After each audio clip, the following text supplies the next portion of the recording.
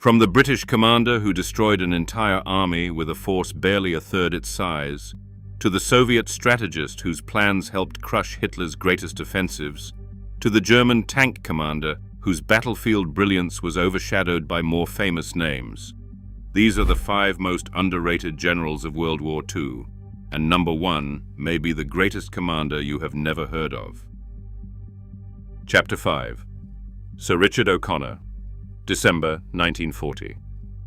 Across the deserts of North Africa, Britain faces an Italian army that outnumbers its own forces by more than 2 to 1. The Italians occupy a chain of heavily fortified camps stretching across Egypt. Most military planners expect Britain to launch a small raid before returning to defensive positions.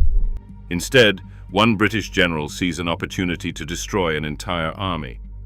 Sir Richard O'Connor commands the Western Desert Force, around 36,000 British, Australian, Indian, and Commonwealth troops. Their objective is simple: strike the Italian positions, inflict as much damage as possible, and withdraw after 5 days. But O'Connor has other ideas. Rather than stopping after the initial attack, he keeps pushing west across the desert, refusing to give the Italians time to regroup. The result becomes one of the most stunning campaigns of the entire war. During Operation Compass, O'Connor's forces capture Bardia, Tobruk, Derna, and finally Beda Fom, where retreating Italian forces are cut off before they can escape into Libya. In just 2 months, his relatively small army captures approximately 130,000 Italian prisoners, hundreds of tanks, and more than 800 artillery pieces while advancing nearly 500 miles across the desert. It is one of the greatest victories ever achieved by the British Army. So why is Richard O'Connor rarely mentioned today? Partly because his success is quickly overshadowed. In April 1941, while traveling near the front lines, O'Connor's vehicle accidentally drives into a German patrol after Rommel arrives in North Africa. He spends more than 2 years as a prisoner of war. By the time he returns, another British commander, Bernard Montgomery, has become the face of Britain's victories in North Africa. O'Connor's greatest campaign had already changed the course of the Desert War. History simply remembered someone else. But while O'Connor defeated an entire army in the desert, the next commander repeatedly outmaneuvered some of Germany's finest generals on the Eastern Front. Chapter 4. Konstantin Rokossovsky. Few Soviet commanders earned the respect of both their soldiers and their rivals like Konstantin Rokossovsky. Ironically, just a few years before World War II, Stalin's Great Purge nearly destroyed his career. Rokossovsky was arrested in 1937, imprisoned and tortured before eventually being released as the Soviet Union desperately needed experienced officers. That decision would prove invaluable. By 1942, Rokossovsky was commanding Soviet armies during the brutal fighting around Stalingrad. His forces helped seal the northern shoulder of the encirclement that trapped Germany's 6th Army. Months later, he played a major role during the Battle of Kursk, where Soviet defenses absorbed Germany's last great offensive in the east before launching devastating counterattacks. But perhaps his greatest achievement came in 1944. The Soviet Union prepared Operation Bagration, one of the largest offensives in military history. During planning meetings, Stalin wanted the main attack launched along a single axis. Rokossovsky disagreed. He argued that 2 simultaneous breakthroughs would overwhelm German defenses and create a far larger encirclement. According to multiple Soviet accounts, Stalin asked him several times if he wished to reconsider. Each time, Rokossovsky calmly defended his plan. Eventually, Stalin approved it. The offensive became a catastrophe for Germany. Army Group Center was virtually destroyed, with hundreds of thousands of German casualties and prisoners. Many historians consider Operation Bagration the most devastating defeat the German army suffered during the entire war. Yet despite commanding some of the Red Army's greatest victories, Rokossovsky remains overshadowed by Marshal Georgy Zhukov, whose name became synonymous with Soviet success. Before we reveal the final 3, who do you think is the most underrated general of World War II? Let us know in the comments. You might be surprised by who's still to come. Chapter 3. William Slim. While most of the world's attention focused on Europe, Another war was being fought thousands of miles away in the dense jungles of Burma. It was a campaign many historians would later call the Forgotten War, and at the center of it stood one of Britain's finest commanders. General William Slim inherited an army that had already suffered repeated defeats against Japan. British and Commonwealth forces had been driven out of Burma in 1942 during one of the longest retreats in British military history. Morale was shattered. Disease claimed almost as many lives as combat, and many soldiers believed the Japanese were nearly impossible to defeat in the jungle. Slim refused to accept that.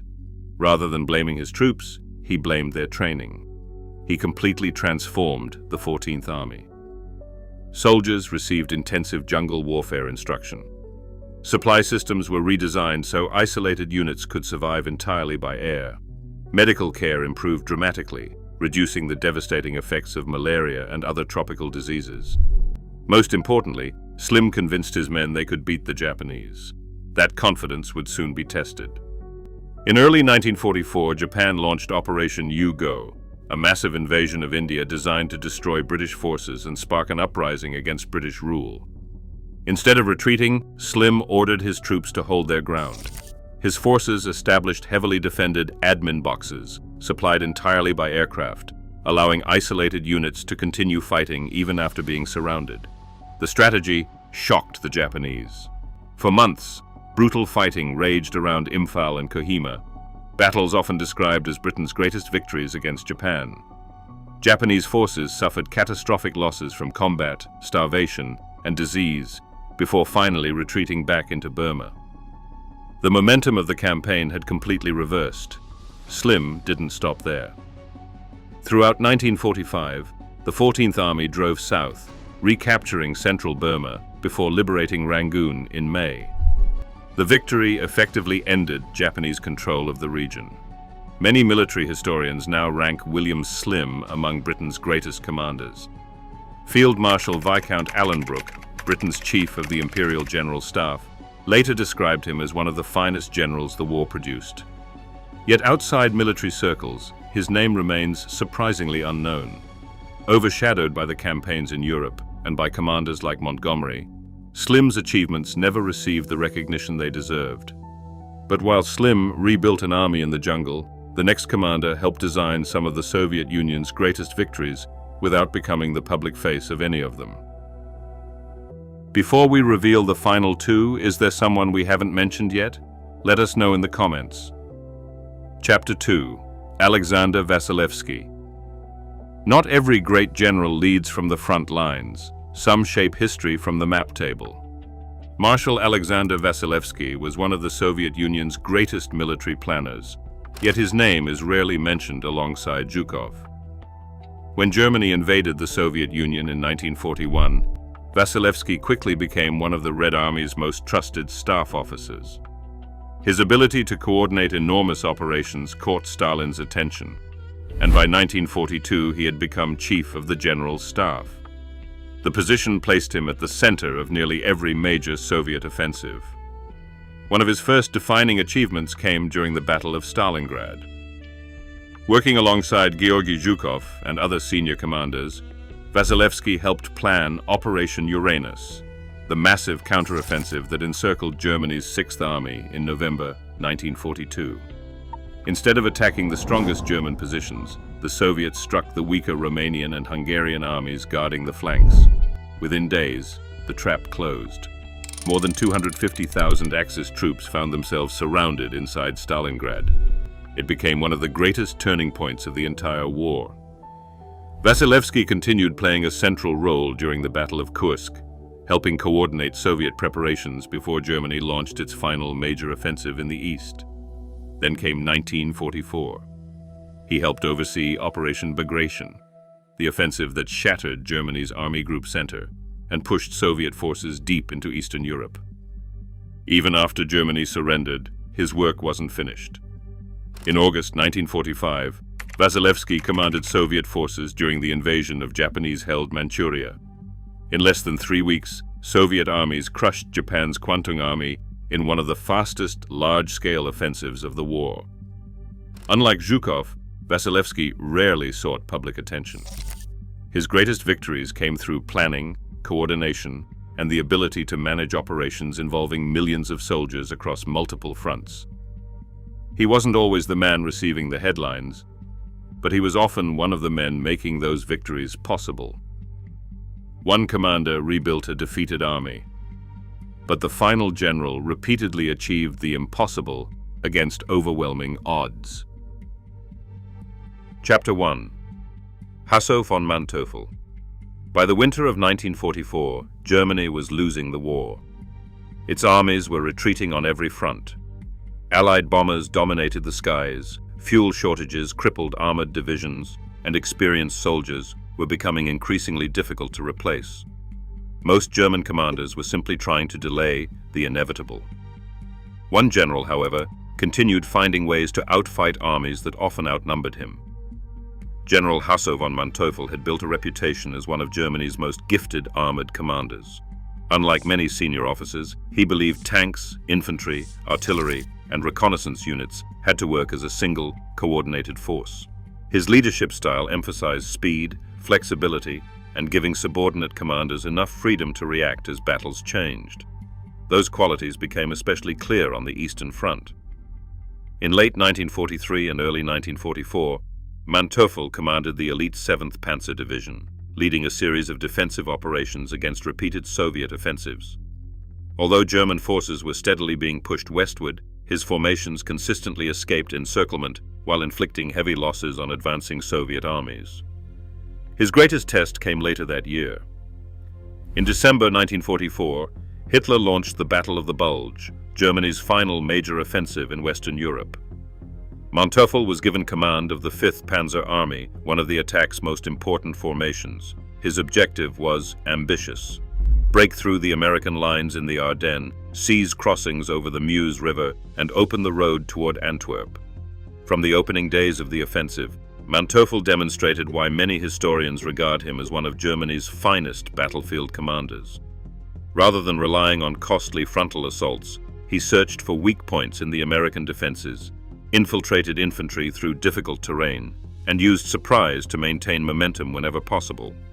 His army achieved some of the deepest German advances of the entire campaign, capturing key towns and forcing Allied commanders to rapidly shift reinforcements into Belgium. Ultimately, however, even Manteuffel could not overcome Germany's strategic reality. Fuel shortages slowed his armored columns. Allied air power returned as the weather improved. Fresh American and British divisions arrived faster than Germany could replace its losses. The offensive collapsed. Unlike Rommel, Guderian, or Manstein, Manteuffel never became a household name. Yet many military historians consider him one of Germany's most capable operational commanders, a general who repeatedly achieved remarkable results, despite commanding armies that were increasingly outnumbered, undersupplied, and fighting a war Germany could no longer win. His victories could delay defeat, but they could never prevent it.